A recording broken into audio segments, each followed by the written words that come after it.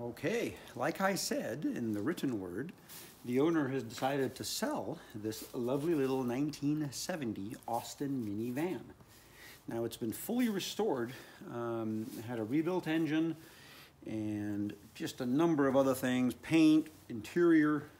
It's really in lovely shape, and I'll show whatever level of detail anyone's interested in. Now I've had it here for about 8 weeks, and in that time I've done a number of things to it.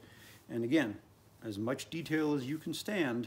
I took video clips of most of the interesting bits as I dialed in, you know, some details. When people restore these, you end up with, if you're not used to minis, you end up putting things together that don't work as well as they should. And that was exactly what we had here. We had a situation where the fuel pump, an SU pump, was mounted right here. And they don't like to pull fuel. They're not a sucker pump, they're a pusher pump. So they really need to be put in the location under the subframe, and that's exactly what we did. We had a situation where the car would, you get on the freeway, you pull a hill, and run out of gas. And as I found inside the gas tank, I ended up taking the fuel tank out, fully cleaning up the inside of it, replacing the sending unit. Gauge works. My own Mini, the gauge doesn't work. So a nice little bonus there. But I cleaned up the pickup unit, which had been kind of clogged over. The tank had been treated with something, and the screen was really plugged up, as well as the sending unit being frozen. But that, along with the fuel pump, this thing lights right up. I mean, the fuel pump brings fuel instantly to the carburetor, installed in the location where it was meant to work. The other things we did, this had a Cooper S front disc brake set put on it. But the wheel bearings weren't changed. It came off another car, and during the assembly I was like, well, let's see how it all goes together. So I went back in and changed all of the wheel bearings, the races. I did it in an interesting way, and again, I've got video of that. We'll see if we can put together something.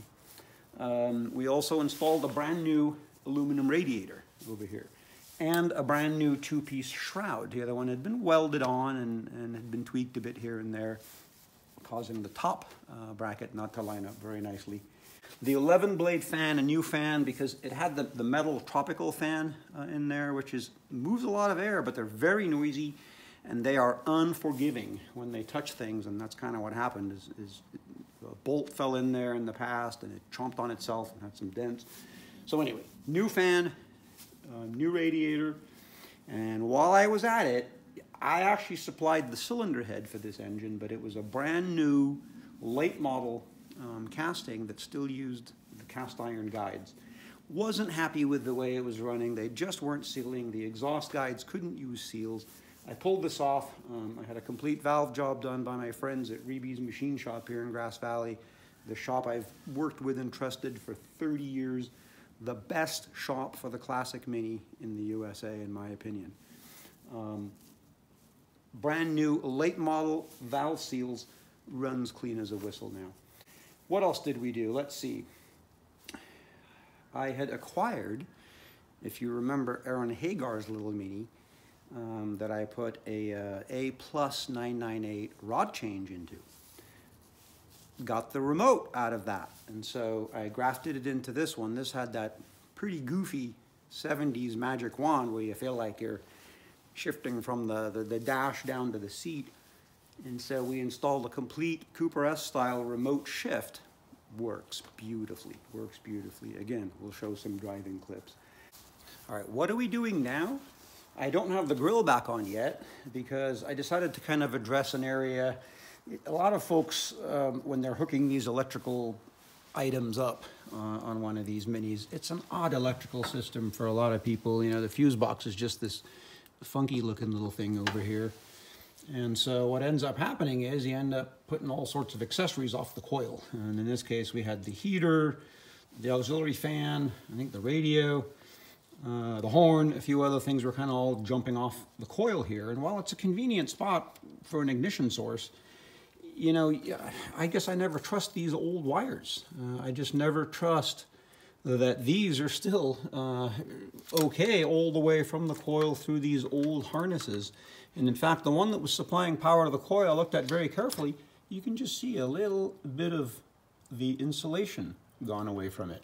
this wire here was supplying power to all of the other accessories and the ignition when you turn the switch on. Kind of a mess. And so I'm going back here, figuring out which of these wires are still connected, and then making sure we have a good source to the coil, and then running all of these accessories back here. Once I figure out which of these wires are still alive and which ones are just sitting there, we should have plenty of places to hook up accessories and do it properly so that you don't have a big bird's nest up here at the coil. Now that should be the finishing touches. We'll get it out. We'll do some driving. Beautiful little car. And you know, who better to be able to answer questions about these? There's only a handful of people around that have my knowledge and experience with these Mini Coopers. And if you want to find out all of the details in a very, you've seen my videos, I'm very transparent in the way I work, the way I go about things. I don't always follow the book, but we end up with results that are fantastic, because let's face it, in 50 years, a lot of folks haven't followed the book. And still, we can end up with a car that works in the modern world, and yet has all of the funkiness, the cuteness, call it what you will. It's what we like about these Mini Coopers. Well, look at that. The sun came out. Let's take this opportunity to do a quick walk around and show this little 1970 Austin minivan for sale. Reasonable light.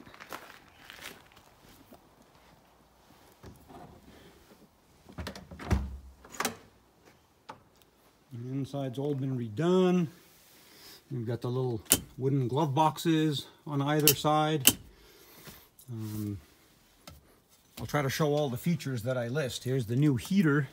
Of course, new carpeting over here. I haven't quite finished installing. I have a different boot. I may see what works better on here, but this, of course, is the remote shift, replacing the magic wand setup that came out of there. The inside of this, not the greatest light in here. Of course, the vans are dark, but let's open the back doors and have a look there on one side. Of course, I say it's a mandatory roof rack. I don't believe we can supply the surfboard, however. You'll have to supply your own surfboard. Thing with the back side, all of the window rubber, all of the door rubber, everything has been replaced.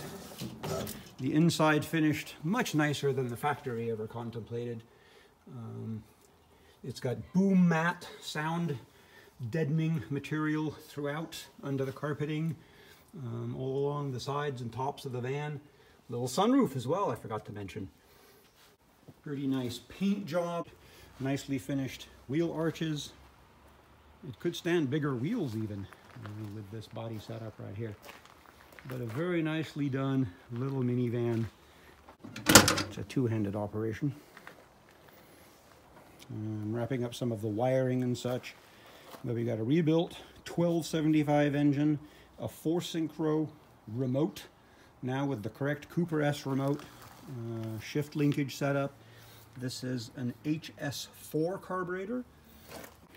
Standard header for these things. It's kind of a dual 3-into-2 collector down below with the RC40 exhaust system, all new. We've got the plastic reservoir clutch and brake masters, of course. There's a left-hand drive. I think we've got a 2-speed wiper motor conversion. This is part of what I was rewiring over here. This is an adjustment switch for the temperature for the fan.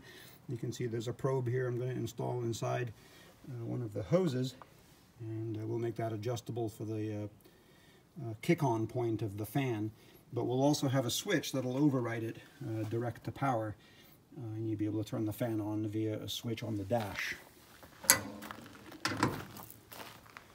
Quick look inside the driver's side. Again, very nicely finished. It's funny for me to see these kind of door panels because that's where I put a lot of junk in my own Mark I Cooper S back there. But this thing, you know, a pretty nice ride, fairly quiet interior. Again, it's a van. These are like a little speaker. And the standard ones, take my word for it, were bare metal. I grew up in one. And yeah, it's very nostalgic to see and drive this one. Nothing at all like the Cooper S over there, which just is very demanding, and there's a certain amount of urgency and anxiety driving it. This one here, I'll putt around in 4th gear around town as happy as can be. And as I said before, any questions, any level of detail you're interested in, we'll see if we can't find someone to take over stewardship of this appreciating little minivan.